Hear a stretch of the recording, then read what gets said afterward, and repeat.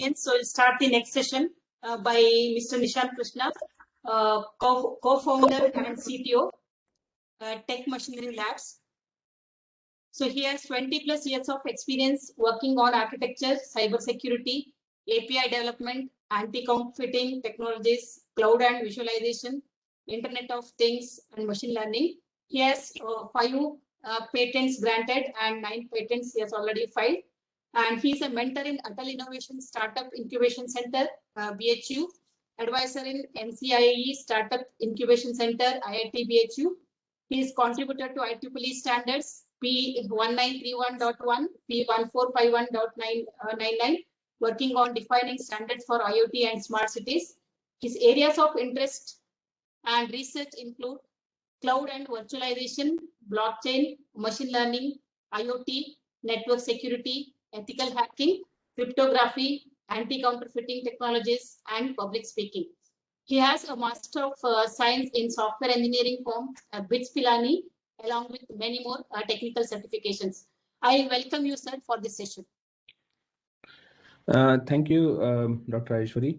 So I'll start. I'll go ahead and share my presentation. And one of the things which I would like to mention here is, excuse me, it will be great if all the participants also participate, and there'll be a couple of questions while we talk about this interesting topic, and they'll be very simple to answer. At least we have to do some discussion which will help us understand some of the concepts which I'm trying to talk about. Okay, so with that, let's get started.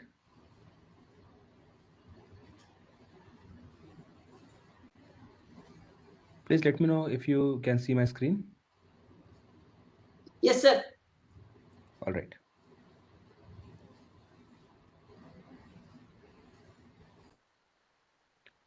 All right. So today, the topic of discussion is bringing cognition in the edge with focus on IEEE P1931.1, which is upcoming standard in IEEE. Anybody can be part of the standard if you are interested in IoT, edge computing, or otherwise also, if you are just somebody who work on new technology, you can be. And let's get started. And Dr. Aishwari has already given an introduction of me, so I'll skip this slide. Now, before we get started, the first thing I would like to ask is, what's smart in smart city? There's a small typo, but sorry about it. But what's smart in smart star? So when we say smart city, smart factory, smart home, and so on, what is the meaning of that? Why do we say they are smart? Can somebody, give some thoughts on this and answer?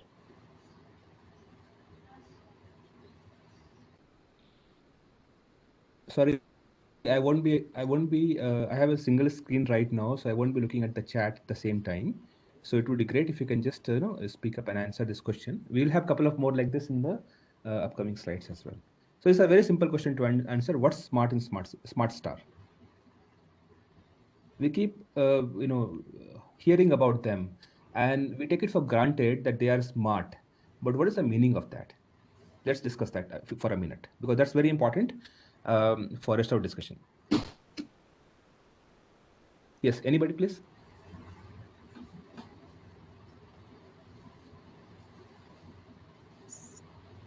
So Mr.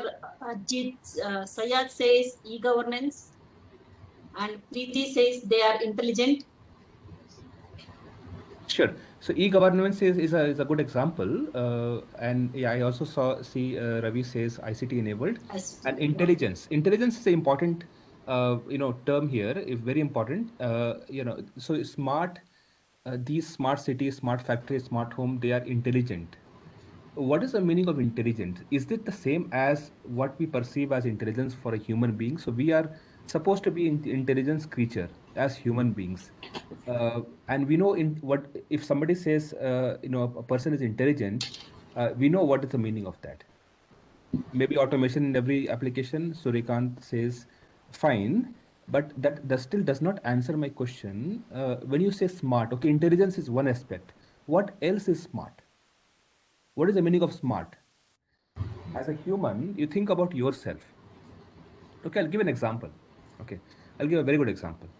Uh, First time when you start driving, okay, able to make decision like as Preeti says, able to make decision like that, very, very important. That's a very good point.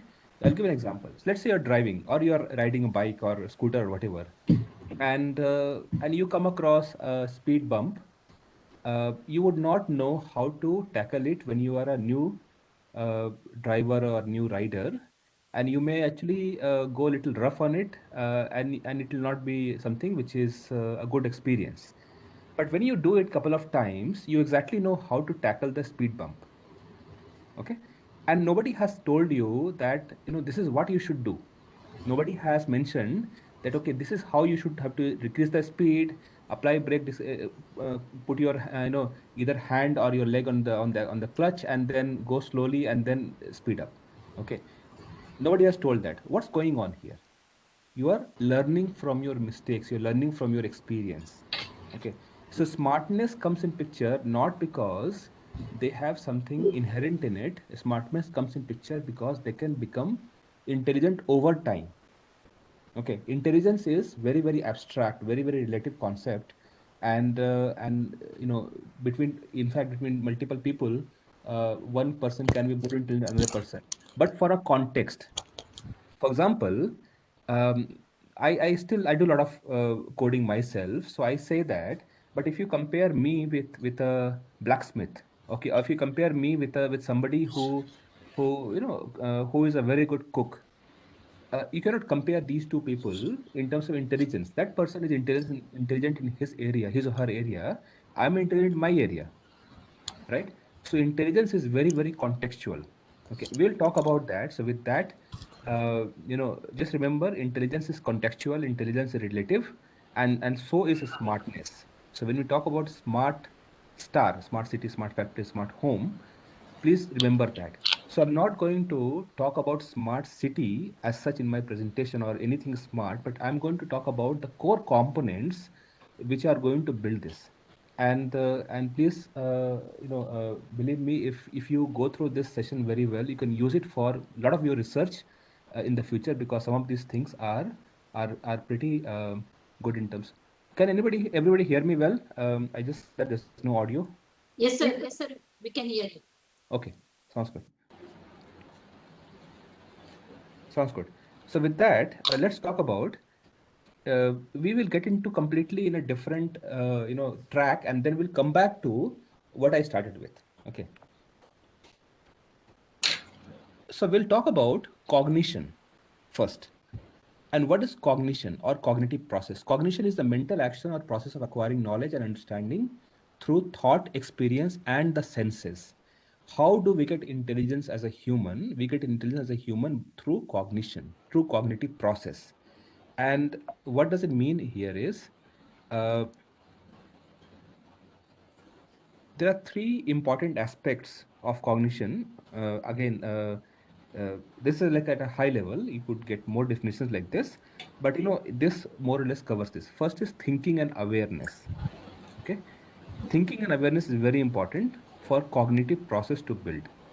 Second is formation of knowledge, judgment, evaluation, and so on. And the third one is the most important one, which says that using existing knowledge to generate new knowledge.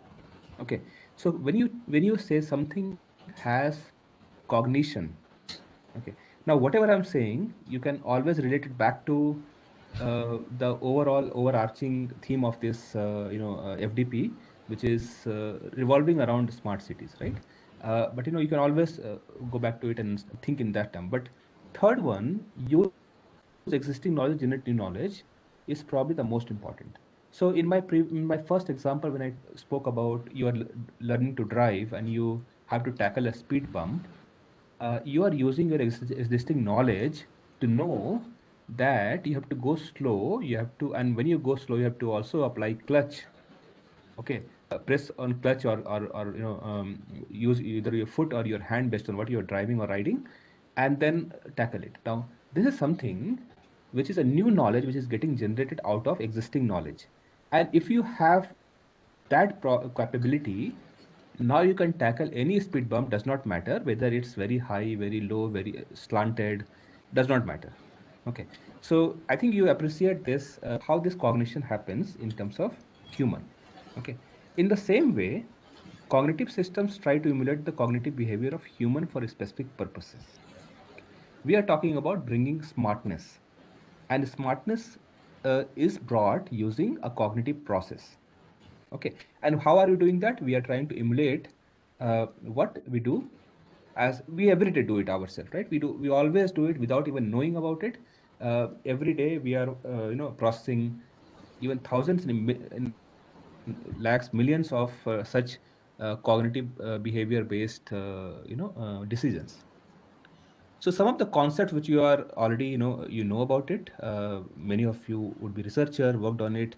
All of these come under something called cognitive computing, analytics, smart semantic web, AI, ANN, CNN, metacognition, intelligence system, everything which you think of in these areas are all part of cognitive. It's a very, very large overarching domain under which all this come into picture. And at a high level, when you look at, there are two parts of technologies when we talk about cognitive computing. On the left side, you have analytics. On the right side, you have AI. So machine learning is a specific type of application of AI. Okay, AI could be more also in terms of NLP.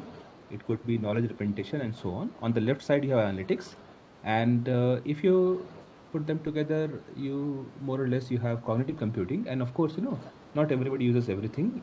You can use a subset of it. It's a very, very vast area. This is one of the simplest representation of what we are looking at. So before we get into some very interesting concept, let's talk in few minutes about edge computing and IoT. Okay, and that will help you understand that what we are trying to solve in the edge computing. Okay, we are trying to apply this into all these smart star type of use cases, smart home, smart cities, and so on. So edge computing is a distributed computing paradigm. If you look at on the right side, what we are trying to do is, so let's say you have devices, right? You have a lot of devices who want to do some processing, okay, and they have to take decisions. So what type of decisions are we looking at? A decision could be switch off the light, switch on the light. Okay, that could be a binary decision. Okay, but not every decision is as simple as switching off, switching on light. A decision could be something like, if it is 6 o'clock in the morning, switch on the light.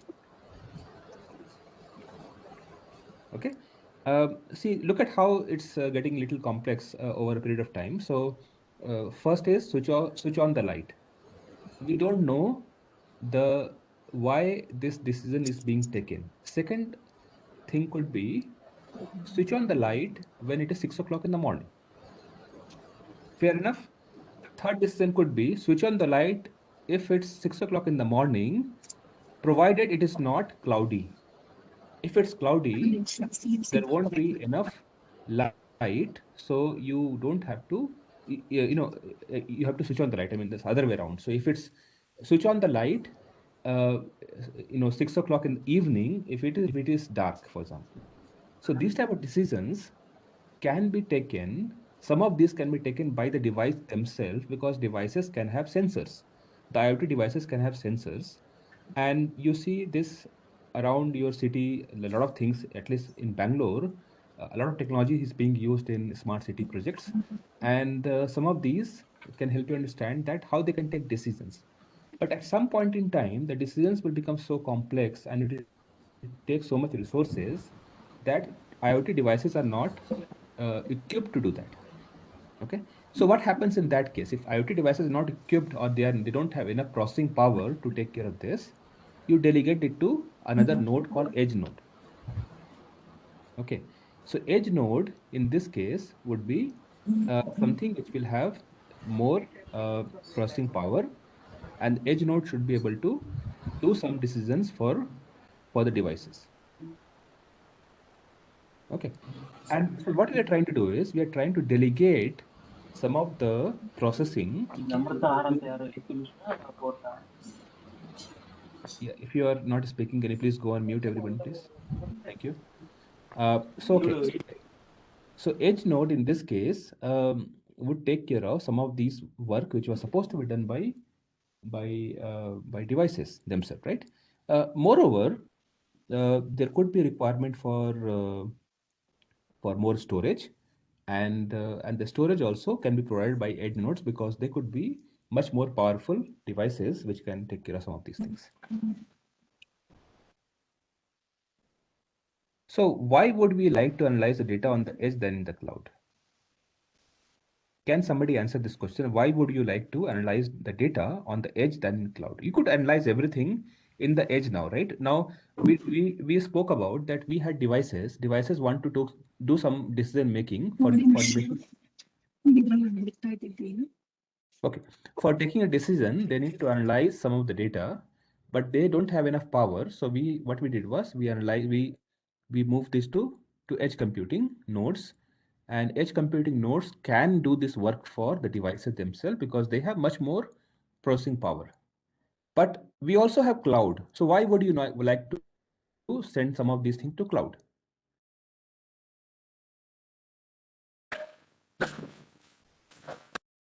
Why would you even need cloud if you have edge computing? What's the reason behind it? Is there any specific purpose of cloud which edge computing nodes cannot take care of?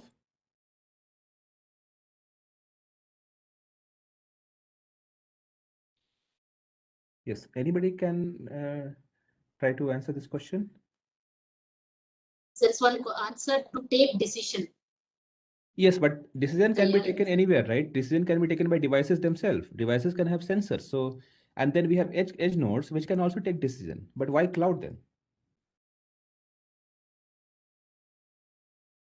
And how do you perceive an edge computing node? Let's take two examples. One example is to overcome challenge of storage and timing.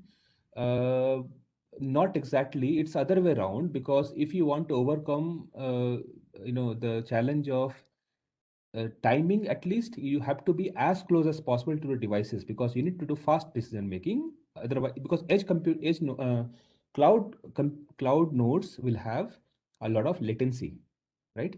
To store important to the cloud of processing. That's very good. Very good. Yeah. When a common decision need to, okay. I think people have got it already. Yes. So couple of things here, right?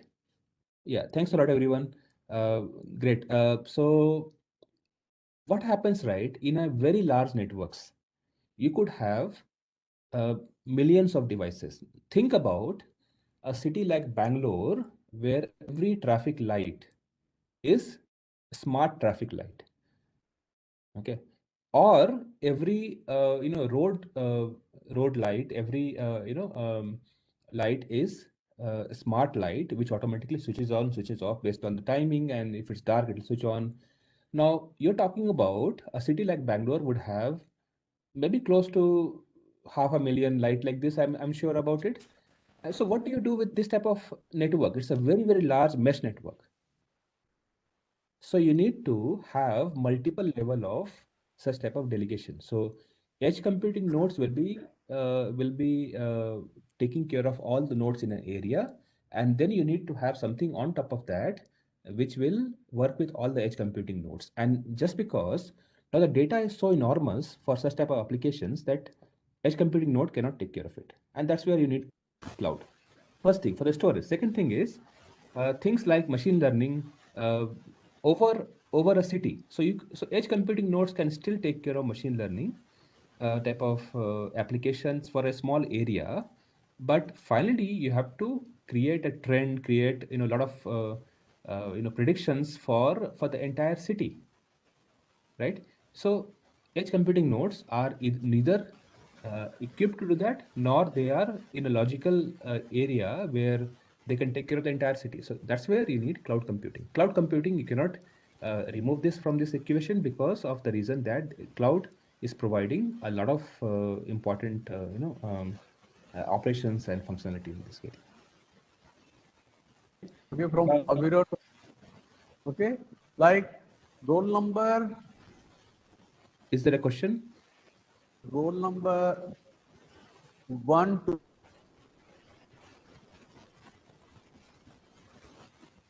All right, I think, please, if you're not talking, please go on mute. That will be great. Thank you. Okay, so when we talk about edge computing, we also talk about Industry 4.0. Industry 4.0 is one of the very good applications of edge computing, and Industry 4.0 is all about automation. Okay, smart manufacturing, smart factory, and so on. So Industry 4.0 is all about how do you interact with cyber physical system and IoT, and finally that results into something called IIoT, in Industrial Internet of Things. Okay, IIoT or Industry 4.0 can be applied in many areas in smart cities, because smart cities, many of the processes work like an industry at that scale, also with that complexity. So what you see can be done in an industry can also be done here. So please just remember that this is one of the good examples.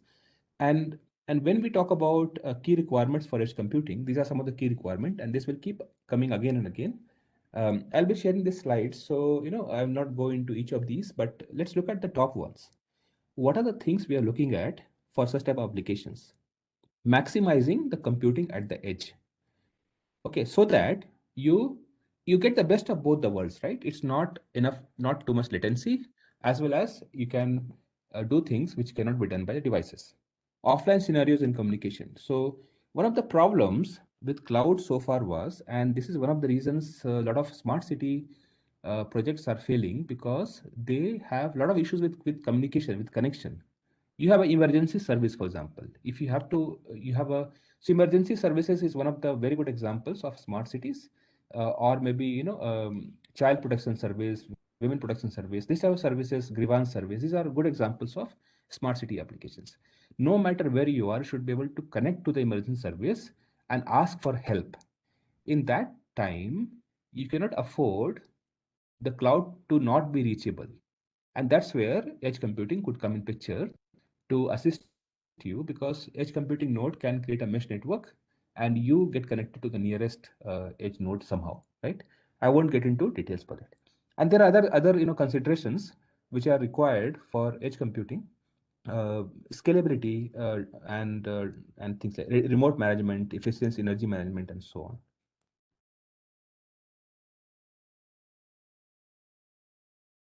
Now, the interesting part is, so let's say we are talking about emergency medical services. Okay, emergency medical services is one of the best examples of what you can do in a smart city, right? Uh, so edge can be moving with you. How edge could be moving with you, right? Because previously edge computing nodes were used to be completely static. They will be in one area, one perimeter, and then you're good to go. Right now, the best example of this could be a moving ambulance. So a smart city project. So we actually, I gave this challenge to couple of my students before, a while back, when I was taking some classes, and one of the things which I asked them to design is very simple. Is, let's say an ambulance has some patients which are in critical condition, and ambulance has to reach hospital within no time. And today the condition is a little better in Bangalore, at least, that there's not too much traffic because of COVID lockdown and everything. But ideally, there's a lot of traffic in Bangalore. So how would you make sure that ambulance never gets a red light, or everybody knows that they have to give way, not just in the vicinity, but also to that extent where everything is open till the time the ambulance does not reach the hospital. Okay, so there are various ways. For example, an ambulance can have sensor, and every traffic light at the corner there could be multiple sensors which will sense that there's an ambulance which is there. And as soon as it senses that, it will instruct all the lights, all the traffic lights in the path of the ambulance right away to make it green, and then ambulance can keep going. So at that point in time, ambulance itself can have a lot of IoT devices, and these IoT devices are also connected to a edge computing node which is inside the ambulance itself. So right now, your edge is moving with you. Okay, and that's where you can connect it back to 5G technologies. You can connect to a lot of other things which are essential for any smart city project. Now, this is one of the examples where it's very, very interesting to design, and you can understand the implication of it, right? It can save somebody's life. And if to implement this, you need to make sure that you implement such a way that edge can be moving. Edge is completely dynamic in nature. So this is one of the things which I have to talk about. Okay. So what happens now, coming back to the basics now, is you need to provide AI-based cognition. It's all about how can they take decisions and how they can learn from their mistakes or their experiences or what they have seen so far around them, right? So I'll give you a good example here. So let's say, uh, so what is AI? Can somebody tell me what is artificial intelligence? What's AI? And of course, there's something which everybody knows about, and it's like one of the buzzwords, right, for a very long time.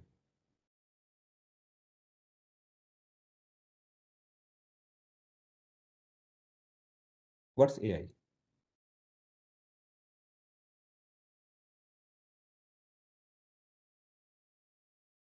Okay, so I think you would Simulating the human brain. There's one answer. Simulating human brain. simulating the human brain is AI. Okay. And Machine or system mimicking the human actions. providing thinking power to Processor. fine. See, the problem with all this approach, which I see here, is that this is a very, very complex process, but we try to oversimplify it. Okay. AI does not have to be simulating a human brain, or AI does not have to be giving intelligence to a processor. Okay. Ability to, yeah, there are good examples which are given in the chat. Now, artificial intelligence started sometime in 60s in a couple of these colleges, Stanford and other colleges, where they started with AI, research on AI. AI could be as simple as a computer able to answer your question. You ask the question, and the computer answer your questions. Okay. But we think that AI means what you see in the movies, or what we see, robots having the intelligence of human. We have not reached there. We will not reach there for the next 50 years, 100 years. I'm not sure how long. Or if you want to reach there, they cannot be put into a form factor of a human brain. Okay, human brain's form factor is in that small, dense area. The amount of cognition we have, it will take decades or even centuries to reach there, right? So let's talk about an example, and this will help you understand what could be AI. So left side, there is a small code snippet. Just 1 minute, please.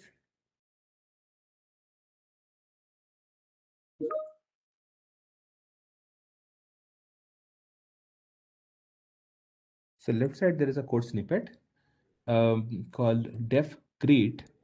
It's a simple Python function, and it basically says input what is your name, print hello name, answer equal to input how are you, and print that's answer. Okay. So if you run this, it will say, it'll ask question, what is your name? Alice. Hello Alice, how are you? Good. That's good. Now, is this an example of AI? Is it an example of AI? Why and why not?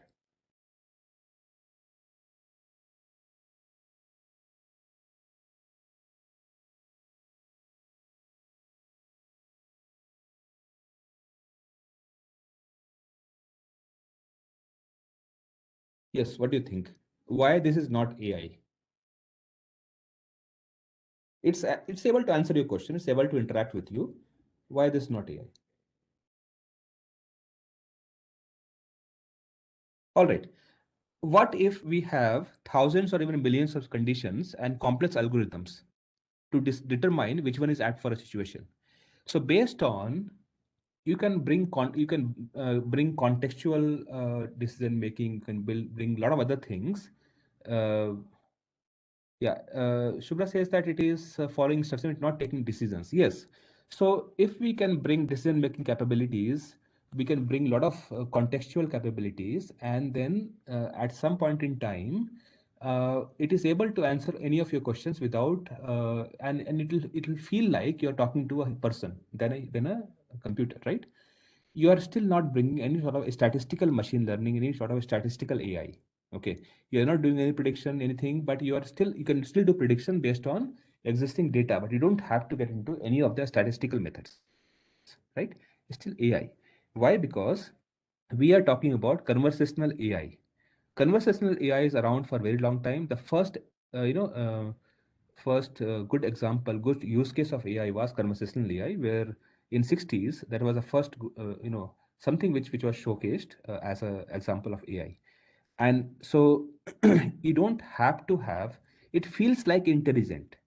It is not intelligent. It feels like intelligent because of the reason that it has even millions of such complex decision making trees. It has algorithms to decide what to say when. It can do pattern matching. It can do a lot of very fast searches and so on, and give you the answer based on what you're asking. All right, so let's see, how do we bring this in, right? One example here is, so go to the last example. The first thing which we did was we asked, what's your name? And the answer was hello name at the end. Okay, there could be multiple instructions in middle. Now, second thing is, in the second example, the bot, the conversational AI bot can respond with, what's your name? Hello name, welcome back. Now, welcome back, this one instruction looks very, very simple to a untrained eye, but this welcome back would only be triggered if you have logged into system before, or if you have spoken to the bot before. There's a context which are associated with it, right? There's a context. And when you say welcome back, the AI system understand that who are you, right? It can also ask you, welcome back, Alice, right? Now, please understand, this is one of the important aspects of anything in smart city, because we're talking about personalization, a highly personalized environment in any smart city application. It has to adapt, it has to personalize based on various factors. Factors in terms of environmental factors in terms of something which is dependent on the population and so on. And that's where the contextual behavior is important in such type of implementations. Now, third example is even going one step further. How can I help you? Now, this, by just saying this, the bot is making you start a conversation, right? And from there onwards, it all depends on how good the bot is implemented. Based on that, you can go ahead and it can solve your problem and so on. So with this example, you could understand that conversational AI behavior could be imparted in very, very small set of steps, where you're not even bringing anything which we think about so far in terms of machine learning or AI. Okay, so what I'm trying to say is, people tend to make it so complex because it's a buzzword, and directly get into statistics. But statistics is something which is needed for statistical machine learning, needed for things which are much more complex than what you're trying to solve here. Okay, and because of this, it becomes very, very hard to debug, hard to implement later, because of the reason that not everybody can understand those type of models. This is a very simple, simplistic model which can solve most of your problems in a smart city environment.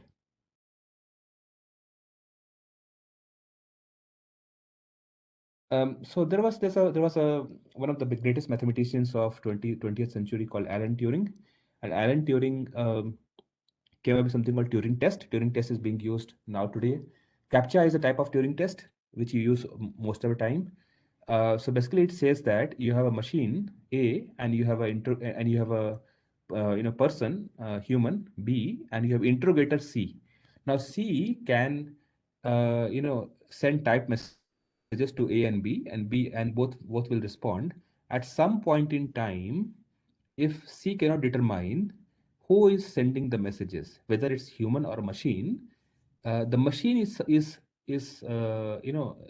said the machine has passed the Turing test.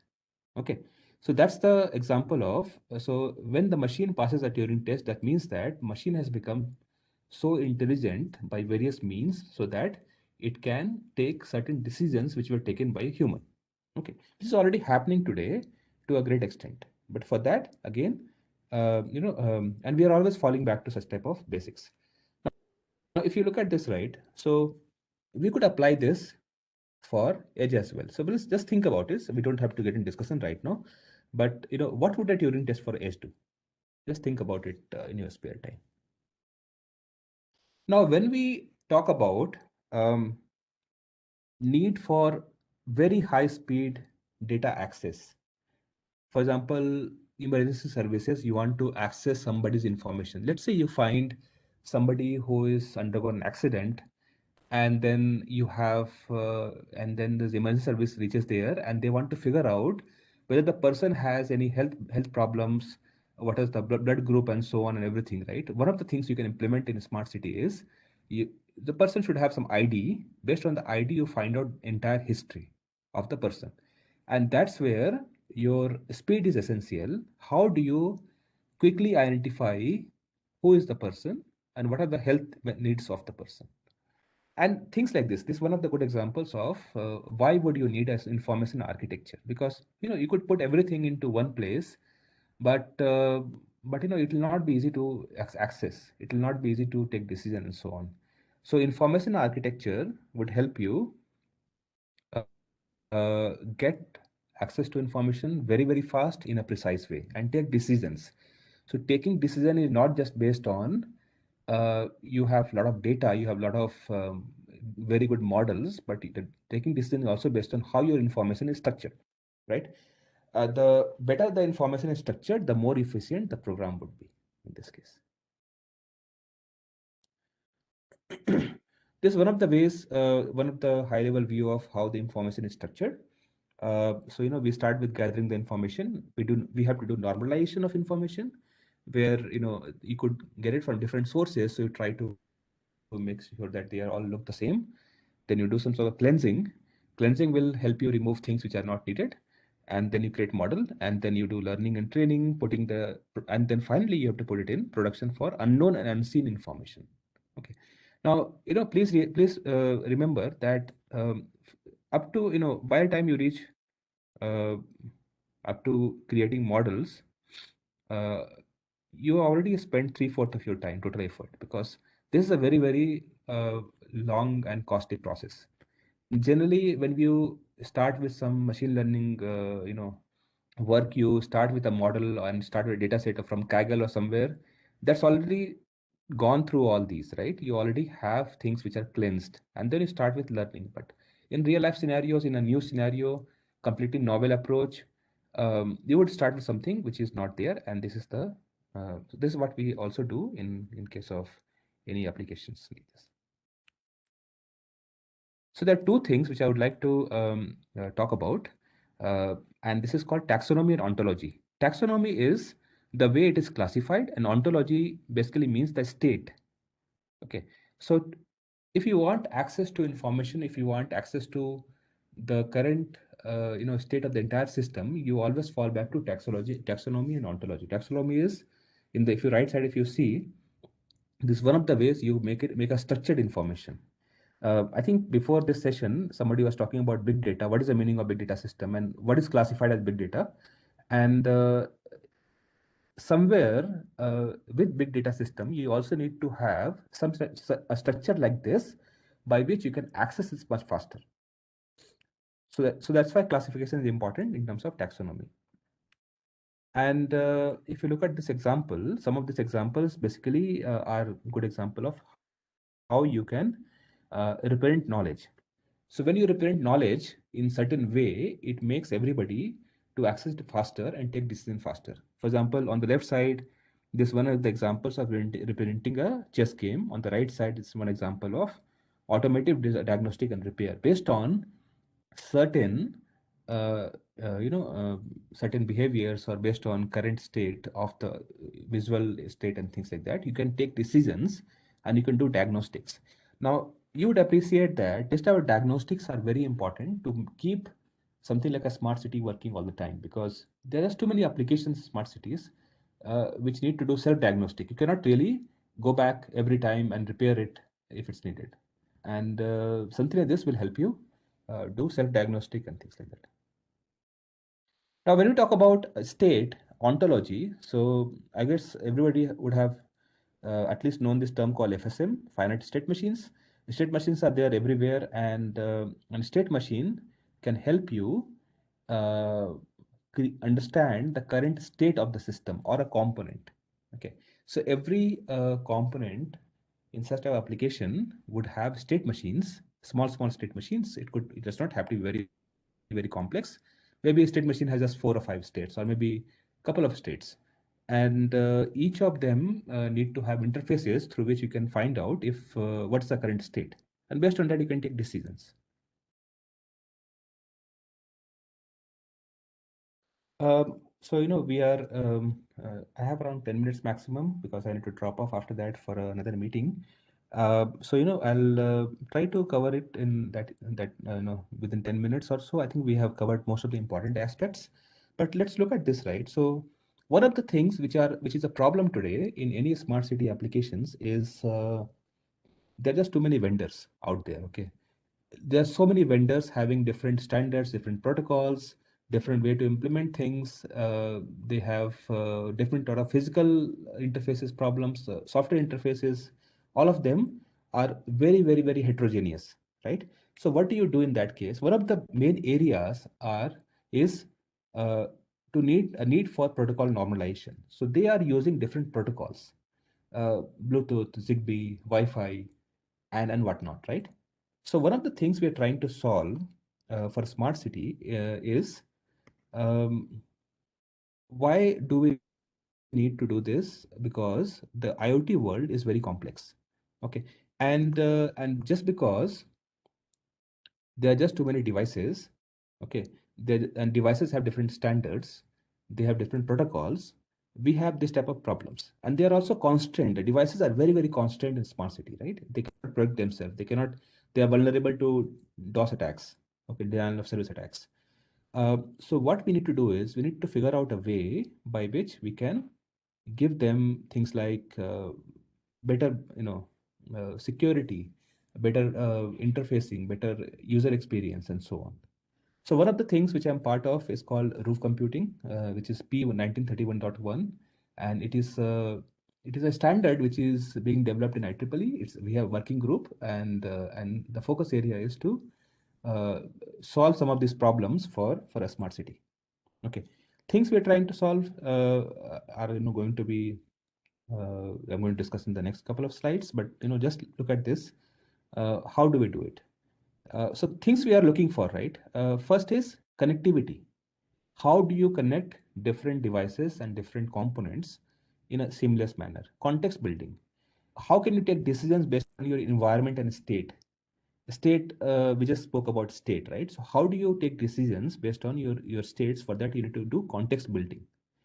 Security is very important because a lot of devices in smart cities are not equipped with security, just because people try to cut corner and the devices are very cheap, so nobody looks at security as the mandatory requirement for such type of applications, and security takes the backseat, and before we realize it's too late. And then finally, any application in smart city is backed by a lot of data, big data, based data, and we need to also look at how do you do data management for such type of applications. So we would need a middleware which would sit at the edge, which can take care of all this. So with that, we come to a model for IoT, and this model, in a nutshell, can be applied to any smart city application, no matter what you talk about. Just think about any smart city application, and this model can be applied there. On the left side, you start with the things. Things are the devices, right? I mean, your sensors and other smart devices, right? And then they interact with the environment, and then they can work with a mediation service like Roof, using protocol like BLE, Bluetooth, Zigbee, Wi-Fi, and things like that, right? And then you have cloud, and this device can, the mediation service or at the edge can be connected to the cloud. And then you have applications. So finally, you need to have applications which can give you insights. For example, in a smart city application, you need to have a small application which can be used to find out what's going on in your home. Do you want to switch on, switch off light remotely? Do you want to start a washing machine automatically? Do you want to see if your home is secure and so on?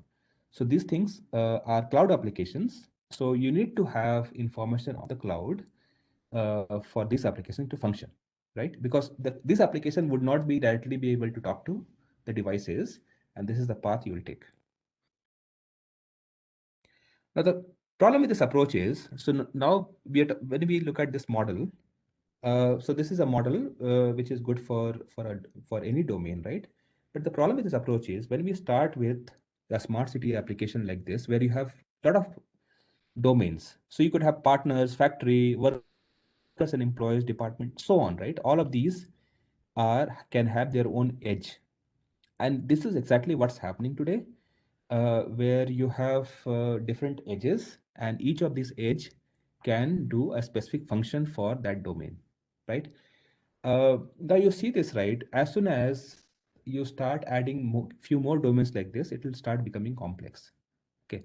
And cloud platform also will become complex because they have to take care of all the domains, and then you have process digital twin, which will become complex. Everything will become complex in this case.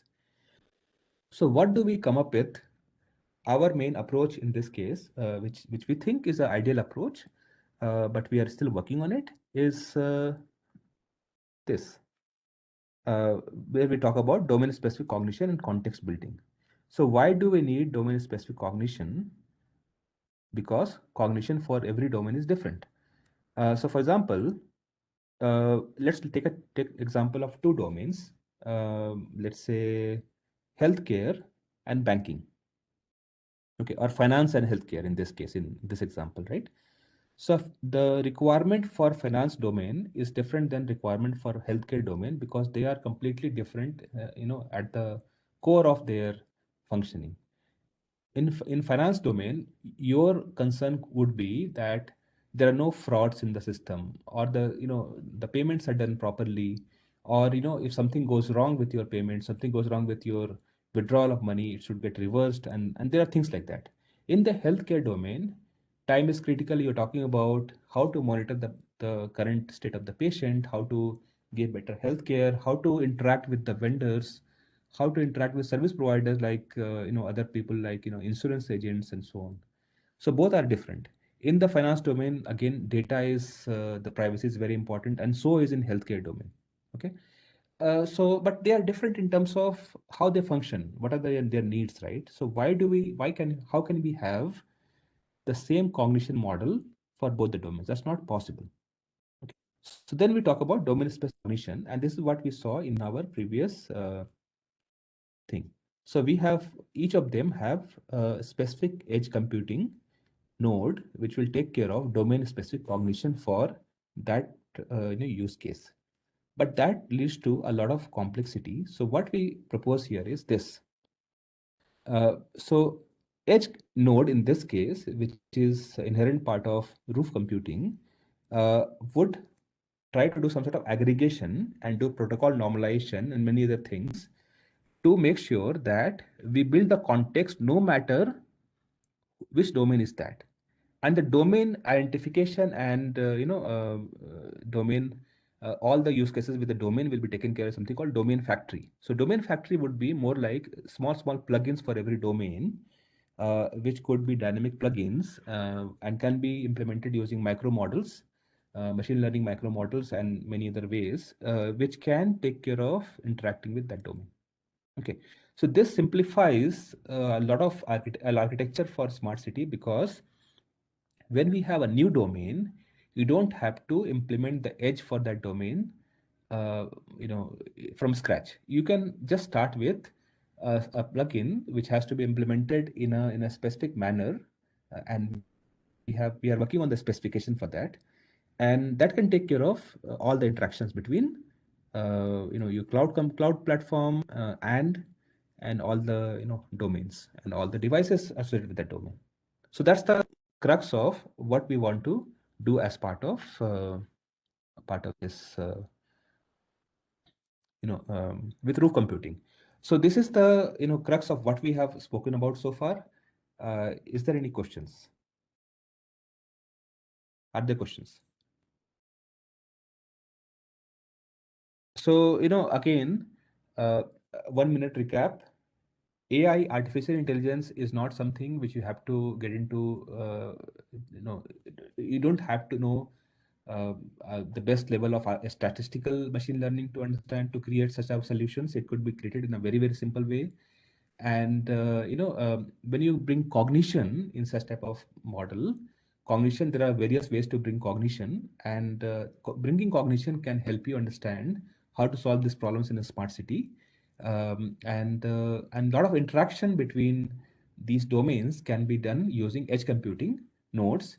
You could also create federation of such edge computing nodes so that you can create a very nice mesh network across your smart city. And that's what we are focusing on right now. We are right now working on a paper as we speak to create a federation of such nodes, which could create a mesh network inside the smart city. So what would happen is you could actually share your information, your models, and distribute the models to other edge computing nodes, because one node has learned from something which has to be given to all the other nodes. So you could do all those things using some of the techniques we are coming up with. So that's the end of my presentation. Are there any questions?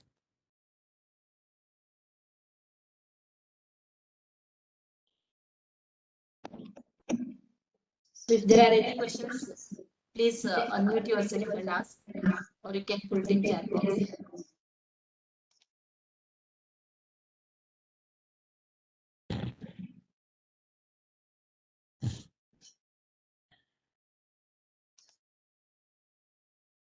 So this was quite, speed-wise, little intense presentation.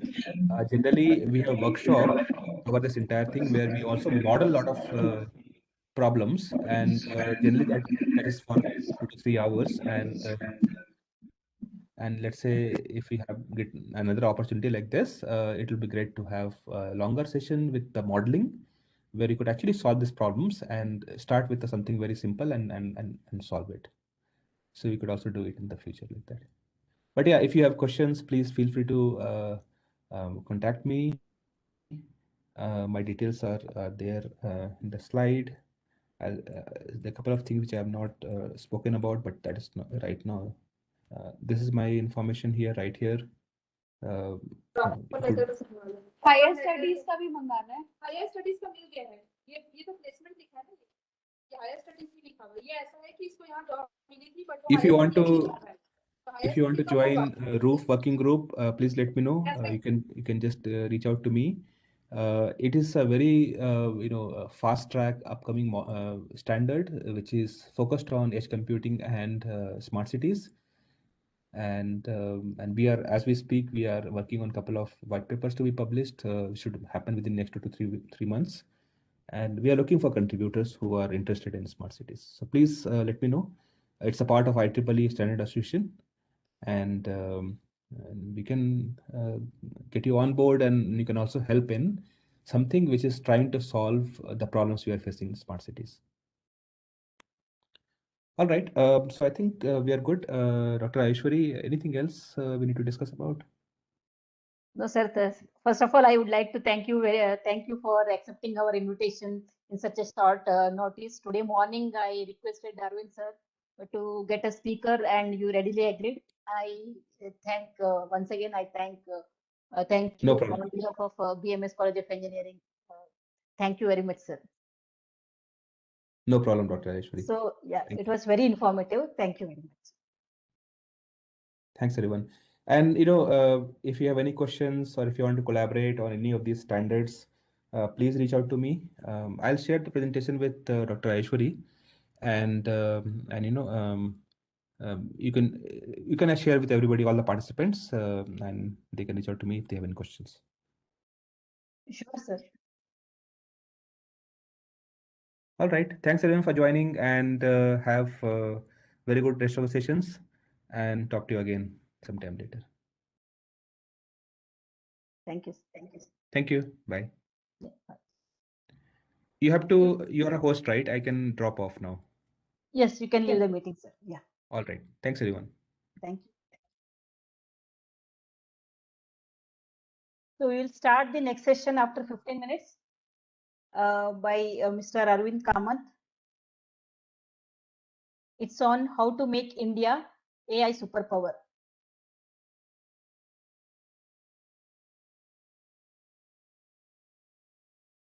So we'll join it around 12:45 p.m. I've shared the feedback link.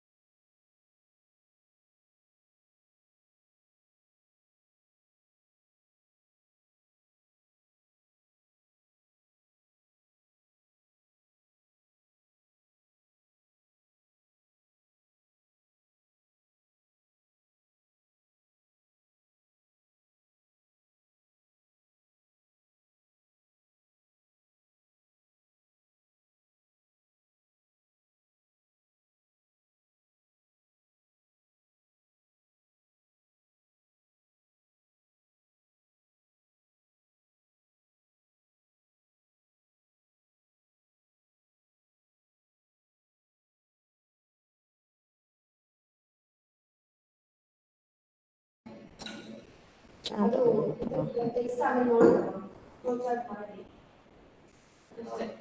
Flowchart ಮಾಡಿಲ್ಲ ಇದು ಮಾಡ್ತಿಲ್ಲ copy ಮಾಡೋಕ್ಕೆ copy ಮಾಡಿಲ್ಲ ಇಲ್ಲಿ flowchart ಮಾಡೋದಾಗಿದೆ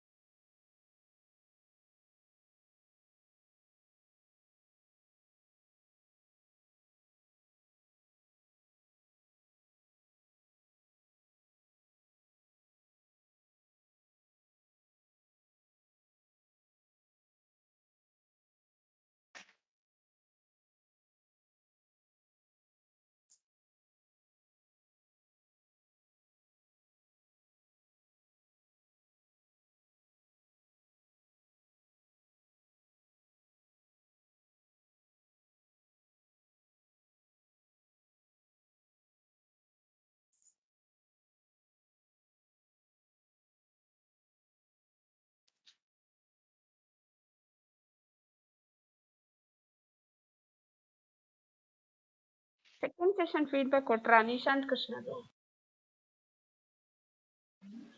second session feedback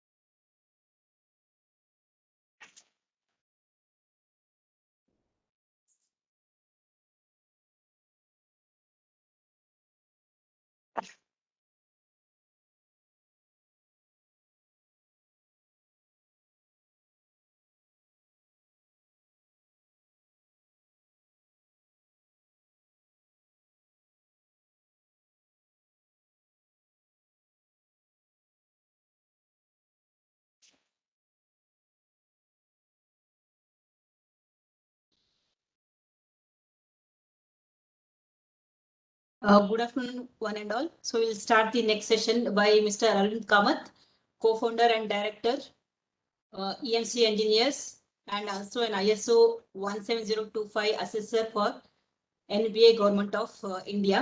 I welcome you, sir, for this session on how India can become an AI superpower. Thank you, Professor Rajeshwari, madam.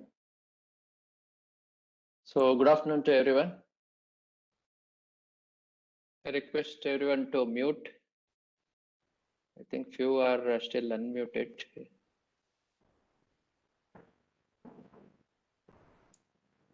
Okay, fine.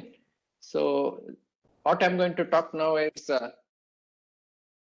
a continuation or almost same as what I talked during the inaugural session, but there I had only 5 minutes, so I thought I will give further details because this will go on for approximately another 20-25 minutes.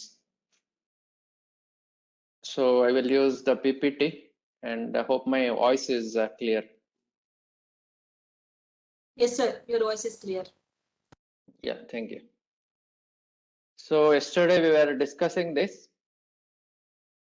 how India was controlled by East India Company, and almost similar strategy can be used by data aggregators to make India a data colony. So we have to be aware of this. So I had mentioned yesterday also, whoever controls oil can control the world. That was the present scenario. However, in the future, what is going to happen? Whoever is the AI superpower can control the world. So things are changing very, very fast. So we should know what is happening around us, and we should also progress to make ourselves AI superpower. So that will be today's topic.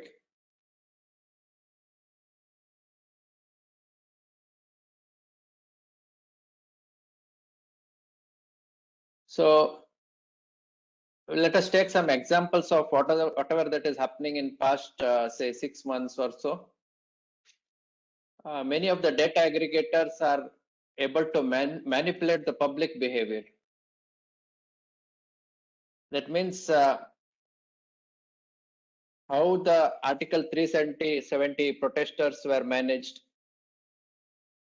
or how the agriculture bill protesters were managed by data aggregators. Like you'd have noticed that on January 26th, we had a shameful event, and there was some protest against agriculture bill, and so-called protesters went and hoisted a flag on Red Fort on January 26th. So many of you would have observed that these public behaviors have been controlled by data aggregators, and lot of toolkits were released, and police and others were not able to manage how the protesters were moving. They were moving in which direction against their originally planned route.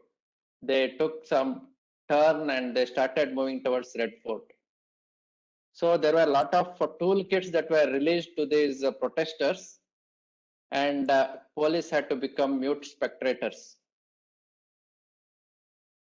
So how this will happen? So let us see a little detail about this.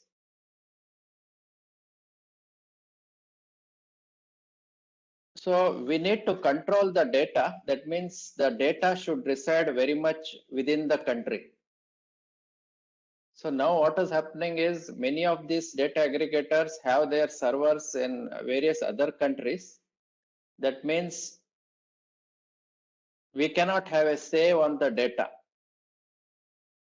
You would have seen that the government of the federal government of US, once they ordered one of these data aggregator to shut down the server.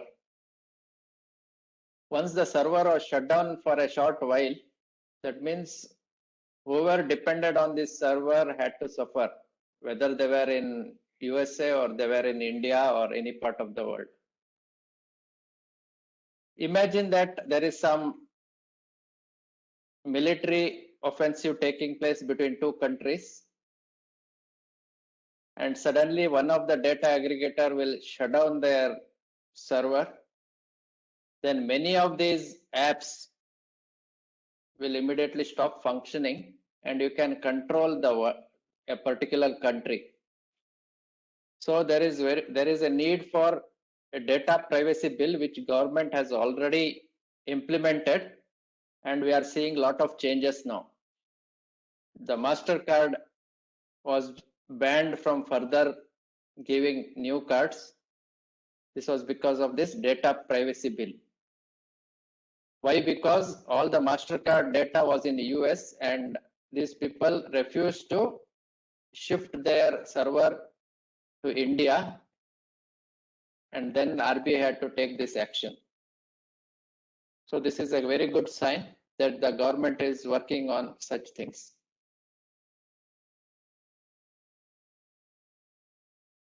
Another important thing is data should pass through the local government servers and run the government algorithms.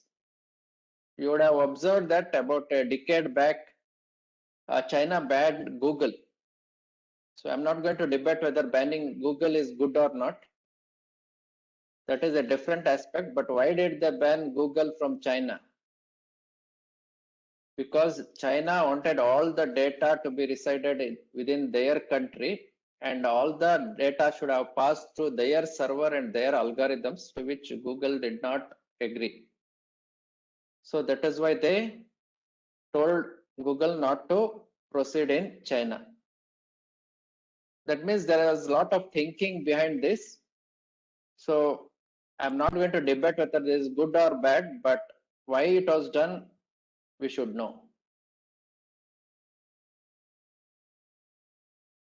Suppose the same thing happens now in India, because many of us are dependent on Indian or dependent on various such platforms which are mostly controlled by US companies or Chinese companies.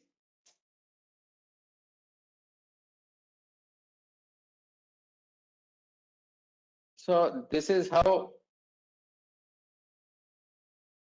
the applications are built. In the previous session, Nishant Krishna gave a very good overview about edge computing and cloud computing. So I'm not an expert on this, but I can give only a top view. So if you see the left hand side, we have the big data. The data keeps on accumulating. That means more data we have, it is better for us or better for any company, because all the machine learning will be done on the data.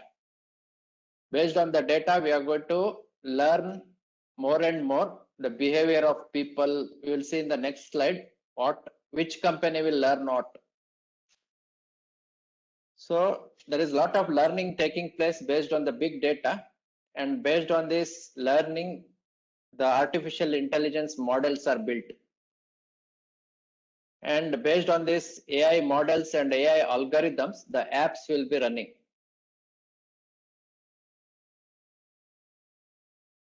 And these apps are governed by the policies of the country which is running that, and also the policies of the CEOs or the owners of this company. So the owner of the company will decide how the apps should run, how the algorithm should run. So it is very important to have an overview of this. So on the right side, I have given just a simple model. AI is a general terminology under which we have machine learning, neural networks, deep learning, etc. We'll see in the next slide how different data aggregators or apps will control different data. For example, we have Google, YouTube. Sorry for the spelling mistake. They normally capture the general interest of the users.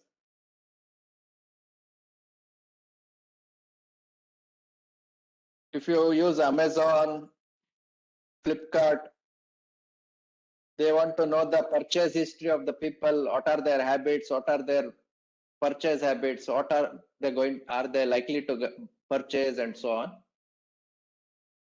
So based on this, they will be able to predict what you are going to buy next and how much of demand will be there for certain product, how much demand will not be there for certain product. So all that information they will accumulate. Based on that, manufacturing also can be taken up. So Amazon or Flipkart or any such company will be able to predict in the future what product is going to be moving in the market. So they can have a say with the manufacturers. They will put a lot of pressure on the manufacturers to give rebate and also and such kind of things. And they will have an upper hand always. I'm not going to discuss here whether it is good or bad, but this is how things will happen. So all your chats in the WhatsApp, don't think that it will not go anywhere.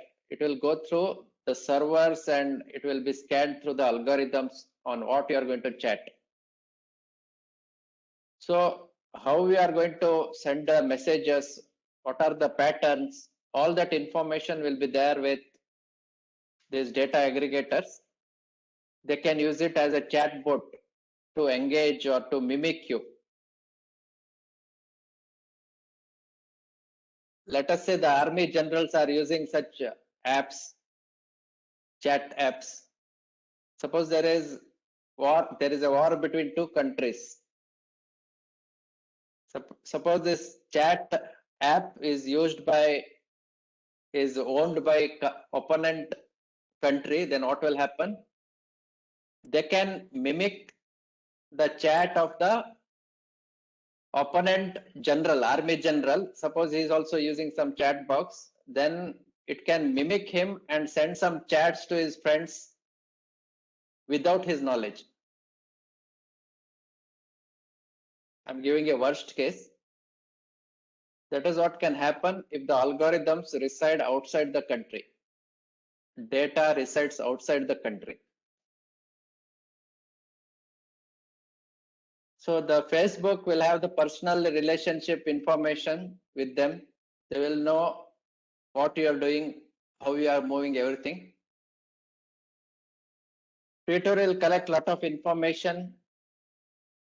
So they will say you are the policy offender, this is inappropriate, and they will ban you from Twitter or they will suspend you for some time. I'm not trying to blame any of these apps, but what I'm going to tell is how these apps are operating. So whether the tweet that you have done is appropriate or inappropriate will be determined by the algorithm.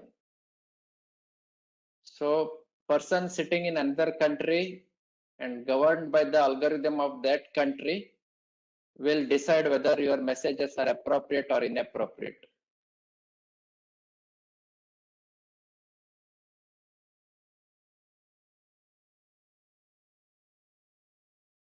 So every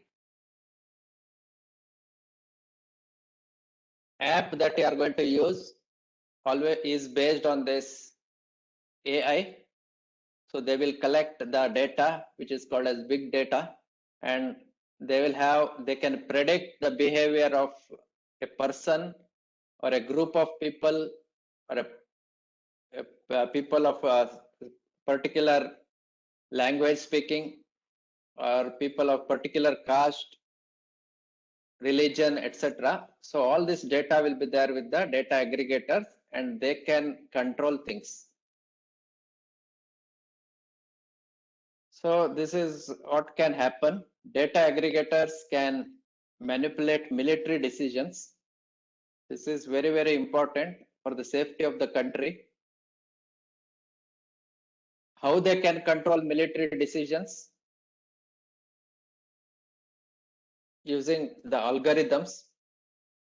Yesterday also I was mentioning there is quantum computing revolution that is happening. The quantum computer will be 100 million times faster and consume lesser power and miniaturized. So when a computer is 100 million times faster than your existing servers, you can imagine what can happen. So the wars are no more going to be ordinary wars of past. They are going to be hybrid wars. So using quantum computers, one country can manipulate data of the opponent country. How this can happen? With a click of a button,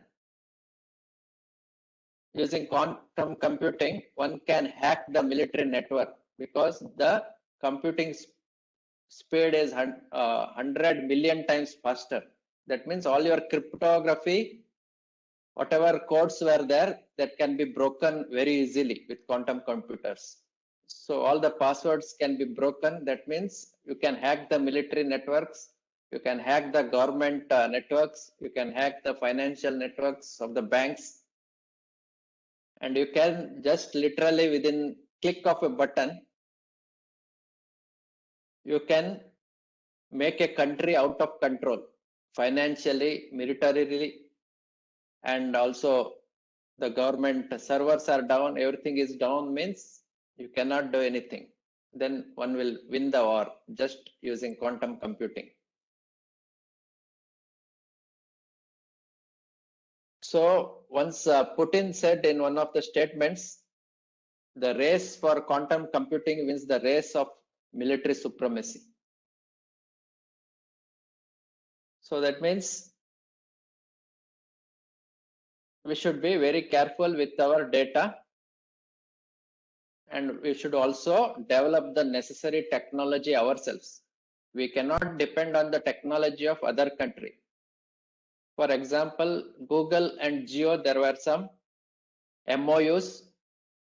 Jio can act like a representative for Google. However, what happens with this? The data will still reside with Google. Jio will be just an interface. Jio will not develop any algorithms.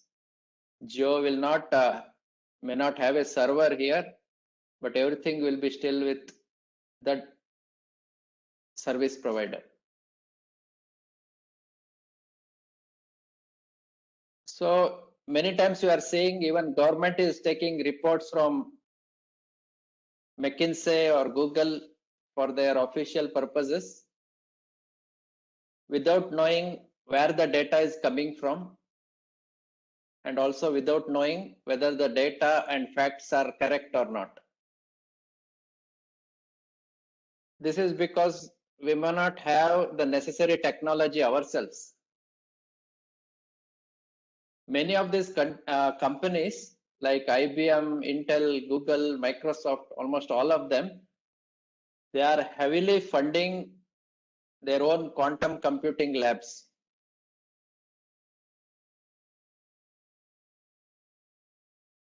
So the people working in most of these companies, say Google, Microsoft, including the CEO, they are Indians. And many of the employees are also Indians. But we cannot be happy with this because these people will be paid, but finally all the data, all the algorithm belongs to the company, and tomorrow the company can sell this data, sell this algorithm to India for a very high price, billions of dollars. So whatever money they have, salaries they have paid to the employees, they will recover by selling such algorithms to the government of the same country. Again, the money comes from the taxpayers. That is how they can recover the money. So I had told this also yesterday. US government has a expenditure of budget of $1 billion per annum on quantum computing, and it has increased many folds now. Also, I told yesterday that China National Lab for Quantum Infoscience, it was set up just for quantum computing with a budget of $10 billion per annum. For artificial intelligence, the venture capitalists in the US paid billions of dollars to the US companies, and Department of Defense in US also paid $6 billion in 2018 for artificial intelligence based research. So India needs to invest heavily on quantum computing, and it should not depend on foreign aggregators. Other problem that we can face, or we are facing already, these AI companies make the small scale business jobless. For example, because of Flipkart and Amazon, the Kirana shops are losing business. However, what is disheartening is many of these companies are not implementing fair business practice laws. You would be knowing that the Government of India has fair business practices law. I'm not going to explain more on this because explaining this will take its own time. But what we should know is, suppose you buy from Metro Cash and Carry, it is meant only for those who are owning a company or those who are owning a shop, Kirana shop. So Metro is supposed to sell only for these Kirana shops. And Kirana shops will in turn sell it locally in their area. But what really happens in the real scenario is every person somehow will manage to get a Metro Cash and Carry card,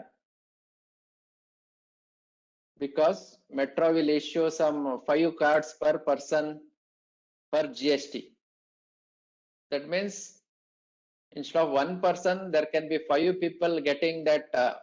Instead of one Kirana shop, there can be 5 people getting the same Metro card, and they will go to Metro and buy from Metro.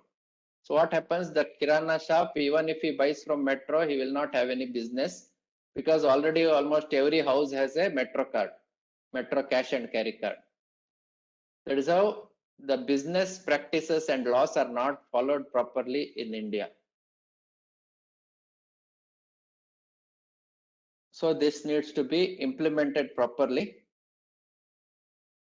So you would have seen what is happening in Pakistan and some of the African countries. They have become data colony for China. So colonization is taking place in a different way now. Earlier, India was a colony for British and also Portuguese and partly French also. So trillions of dollars of money they siphoned from India.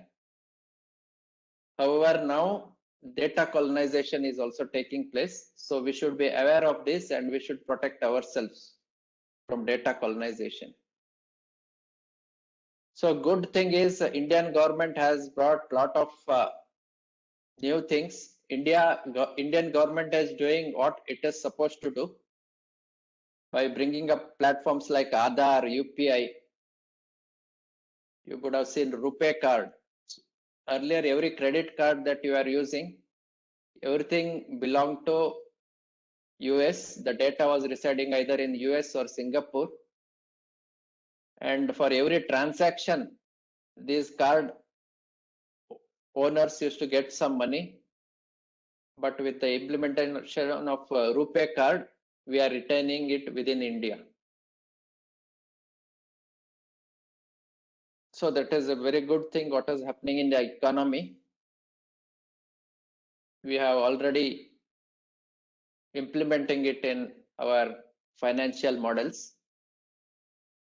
Other thing is like a lot of small scale startups are there. They are bringing out tools for AI, like what we had in the previous session. There is no shortage of knowledge in India. Indian people are very intelligent, either here or abroad. And there are a lot of new startup companies that have come up in India, especially in Bangalore, working on AI, cloud computing, edge computing. So, however, this is a good sign, but this is not sufficient. Unless Indian company owns a business, the ecosystem cannot happen around without a big company investing in India. For example, I worked in aeronautical development agency. I think I have a few more minutes. I worked in a AD, Aeronautical Development Agency, and somebody can mute. I think somebody is. I'm getting a lot of sound on the background. Somebody is not muted.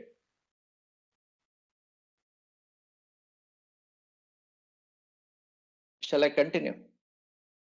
Yes, sir. Yeah.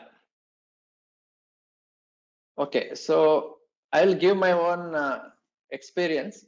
So I worked for Aeronautical Development Agency, and this was responsible for developing light combat aircraft Tejas. So this Tejas program started only in 1985. So India thought about developing a fighter aircraft in 1985. And most of these world powers like US and European countries started their fighter jet programs in 1910, whereas India started in 1985. Notwithstanding this, within 16 years, we flew the Tejas aircraft. The first flight was in 2001, January 4. Within 16 years, we flew the Tejas aircraft. So what other countries took nearly a century, we could pick up within 16 years. That was the amount of efforts we had put. Many people used to tell me, you are in a government company, you are working for the government and you will get a lot of free time, but it was not true. We were working day and night, and we were working entire night also. Once when we are doing EMC testing for LCA, it was midnight, 2 o'clock, and at 2 o'clock, Dr. Kalam visited our test facility. So we were working in the early hours of the morning, and that time our Director General was Kalam, and he visited us at morning 2 o'clock. That was the amount of efforts we are putting.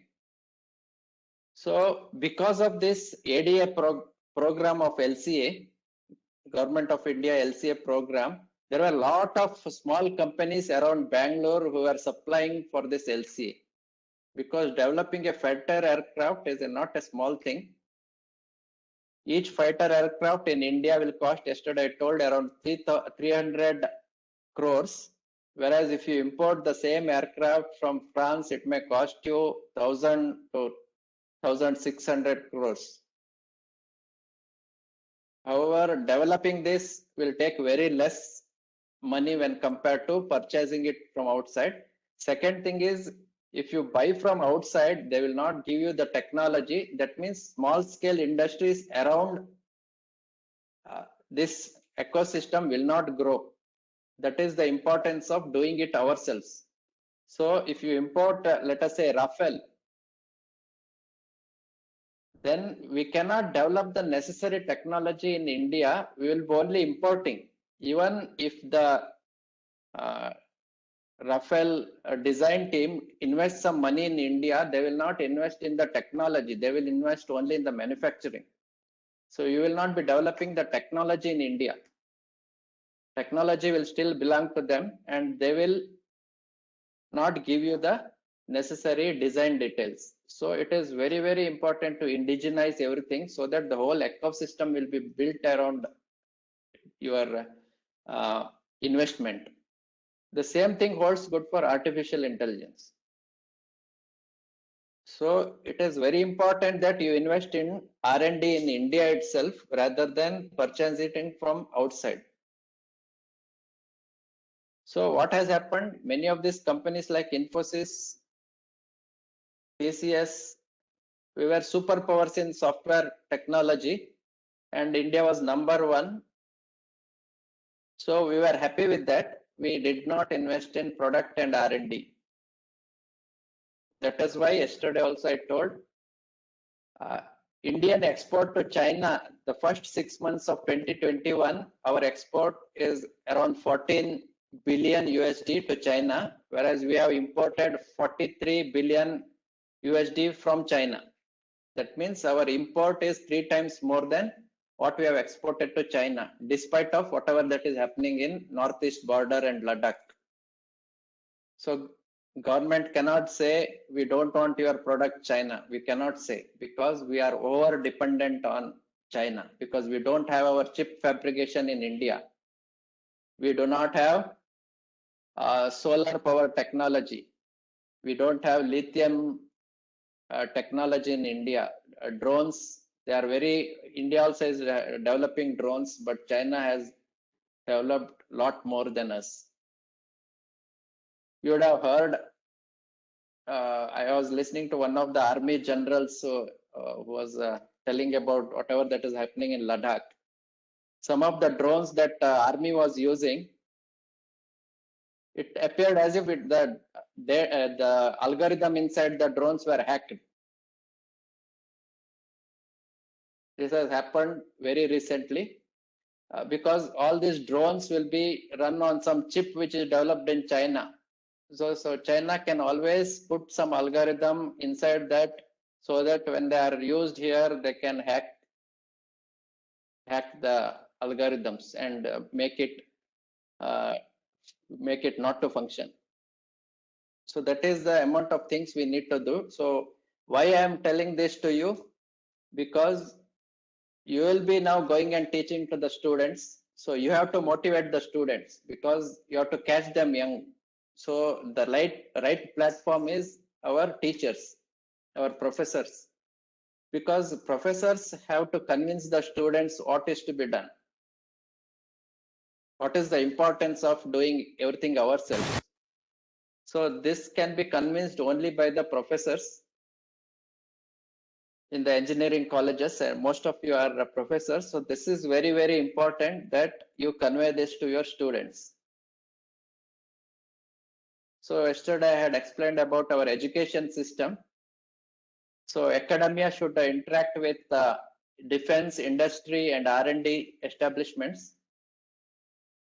However, the efforts from college side is very good. Efforts from AICT side is very good. I know about this. You are putting a lot of efforts to contact these companies.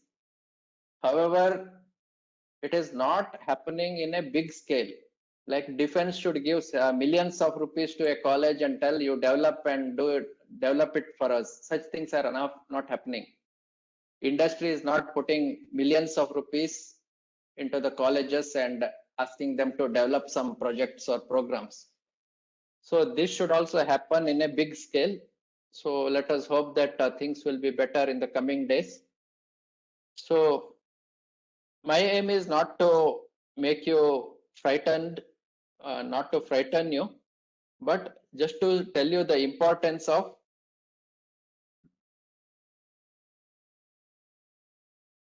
what should be done in the future so that India can become the AI superpower. So we should develop organizations like Department of Atomic Energy or Department of Space, DRDO, like that. We should also develop a lot of things. Such autonomous or autonomous government institutions should come up, and they should also start working on artificial intelligence, robotics, quantum computing, etc. So that is where we stand.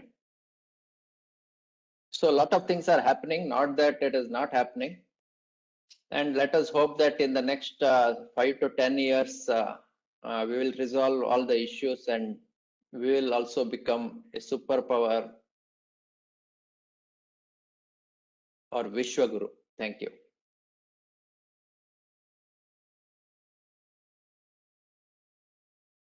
Any questions?